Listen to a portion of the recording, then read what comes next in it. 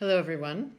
I know we had all hoped that we would be talking to each other in person in St. Petersburg, but instead, the pandemic that we are all dealing with now means that we have to speak to each other this way. And instead of speaking about some of the topics that had been on the agenda for May in St. Petersburg, which I know we'd all rather be addressing, we are instead here to discuss some of the very important legal issues that have been brought forward or perhaps accentuated by the pandemic.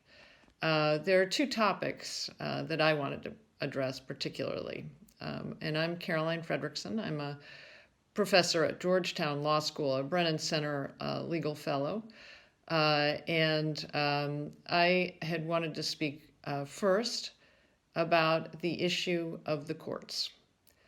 And you know, it's something I think that many people fail to grasp in normal times, is that the courts are as essential in an emergency as any other vital branch of government. I think so many in our society take the courts for granted, think that court proceedings could simply be held in abeyance for some period of time while an emergency transpires. But I think it's more critical than ever for us in the legal community to make it clear to people that the courts are a vital part of this infrastructure. Certainly, there are elements of rule of law that need to be upheld during an emergency. When people are violating important quarantine rules or other types of mandates that are going to enable the country to function during a time of great stress, dealing with supply chains, dealing with medical needs, dealing with national security issues. But also the rule of law issue, it's very important to give confidence to the public that the system of justice functions no matter what. We have seen, unfortunately, not just in this particular moment, but at other times of stress in different societies, that sometimes the political leadership has decided either to shut down the courts entirely or to change their mandate to one that makes the courts look politicized, reduces the independence of the judiciary. And this is one that I think we all have to pay very close attention to at this moment, that whatever changes are made to court practices are done in such a way as to actually advance rule of law and advance justice in the society, as opposed to undermining that particular goal. So there are a couple of clear and obvious elements that a government needs to show before it makes changes to the legal system that has prevailed before the emergency, whether it's coronavirus, the pandemic, or anything else. There clearly has to be a relationship between the measures that are taken and public health and safety, or the other emergency element. These actions have to be necessary and appropriate to ensure that the government can carry out its important business. There has to be a limit in time or a benchmark in which to end the extraordinary practices. What is particularly dangerous is when governments have made sweeping changes to the practices of court systems without, in fact, giving an end date or a way in which powers could be restored to the court. That kind of a measure, again, has clear implications, not just for public confidence in rule of law, but in actual rule of law.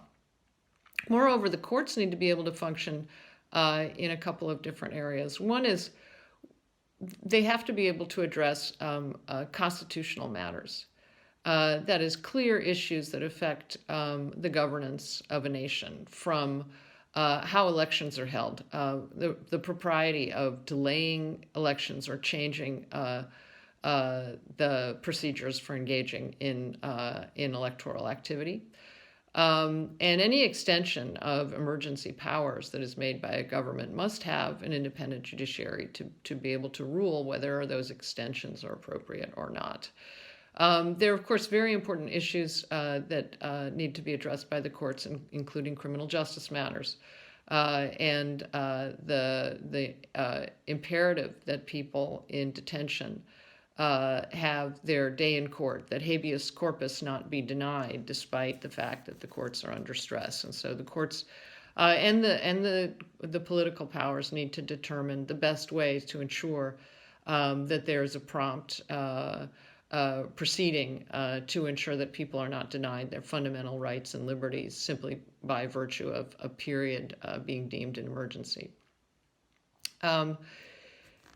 There are certainly greater dangers in certain regimes than others where they have already taken actions that have reduced the independence of the courts by giving the political branches the ability to overrule judicial decisions, constitutional judicial decisions, or sanction judges who've reached decisions that the political branches are not in agreement with.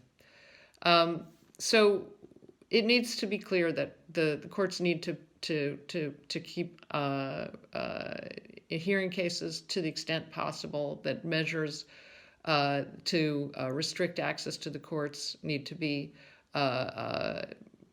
necessary and appropriate to the type of situation, that there needs to be an end date, and needs to be as much opportunity possible for parties, particularly criminal defendants and others in detention, to have access to the court system.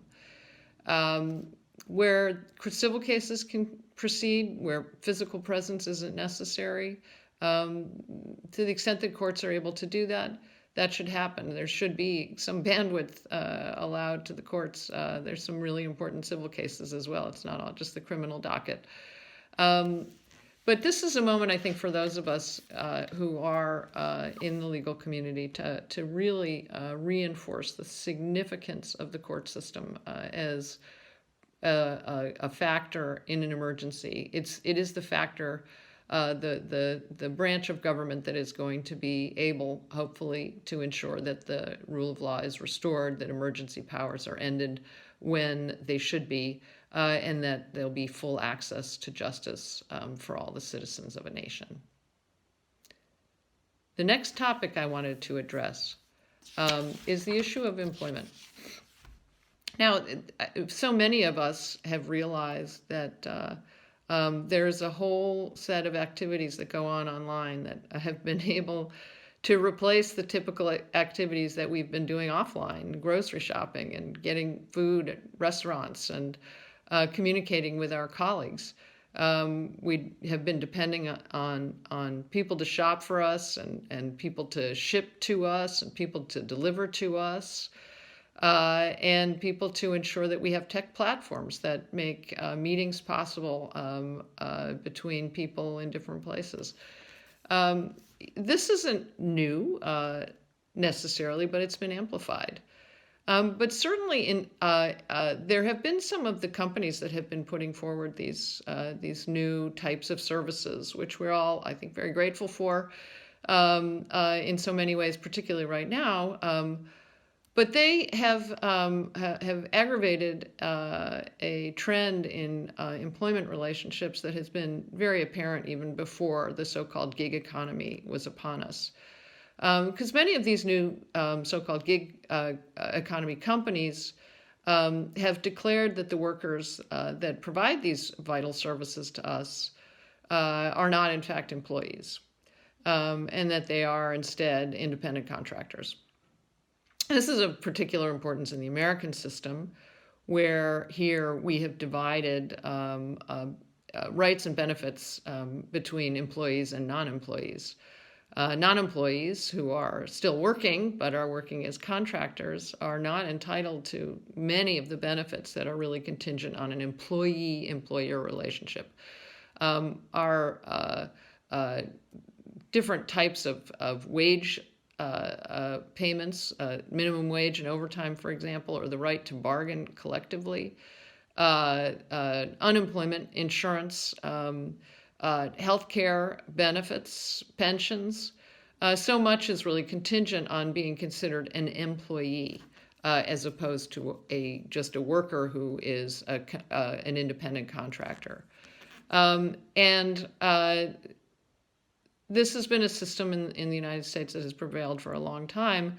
Many types of workers who we encounter every day are, in fact, already in this category, from janitors in buildings, in many cases, certainly home care workers, manicurists, the beauticians in beauty salons, or hair people who cut your hair, taxi drivers, or others. There are many, many types of jobs that have long been treated as independent contractors and thereby have been entitled to few, if any, benefits at all. And we now really have a challenge to that model. Because the workers who are in these types of contingent jobs are now a vital part of the infrastructure of delivering food and resources to all of us, not just in the United States, but across the world. People are dependent on these frontline workers. As grateful as we are to the healthcare workers, we should also be very grateful to the people who are bringing the boxes to our doors or delivering food or shopping for us, because they're the ones who are taking the health risks while we are at home using Zoom to talk to our colleagues from the office. And these workers are starting to push back. It's put a lot of stress on the situation where they have already, many of them have started to protest the lack of benefits and the way they've been treated, even though they are by and large acting just as any other employee, have the same oversight by the companies, same controls on their work day as other workers who are considered employees. And now that their lives are being put at risk, in addition to their livelihoods, they're starting to demand better treatment. And so I think it's a cautionary moment for all of us to think about how we structure rights and benefits in our society for workers. Everyone is entitled to a decent wage and overtime pay. And workers who are putting their lives on the line, just like everybody else, should have disability insurance and paid sick leave, unemployment insurance, paid family leave. This is something that I think in different times was seen as simply an issue for the labor and management to hash out. And that is, I think, also undermined or underestimates the importance that it has to so many workers, because there are a lot of workers in this category. But now we actually see that there is a public health issue here as well. These workers who don't have paid sick leave, who don't have access to health care, are still delivering our food, and they're still shopping for us. And they're not able to stay home, and they're not able to access health care. So even if we're not all as excited about ensuring a fair wage for everyone and childcare, even if we are simply being selfish, we should be thinking about public health and ensuring that only healthy workers are in the workforce providing these kinds of services. The other thing that I think is of great interest right now is that this is not just the workers are starting to organize. They have it's a sector that has been traditionally very hard to organize, the independent contractors, because they are dispersed. But same as technology has enabled the greater use of app-based services and the so-called gig economy, technology is also enabling greater worker organizing among these groups of workers. So I think both the future for our public health and the future for our moral health means that we're going to see greater attention to figuring out how to ensure that these kinds of workers are entitled to benefits in our society. And if we don't, they're taking it in their own hands. So to St. Petersburg, wish I was there, hope to be there soon. And to the legal community, we have a lot of work to do to ensure the continuance of rule of law in our society, to make sure that the pandemic does no greater damage to rule of law than the minimum. So let's all stand together for the future of our legal system and for rule of law. So thank you all. До свидания.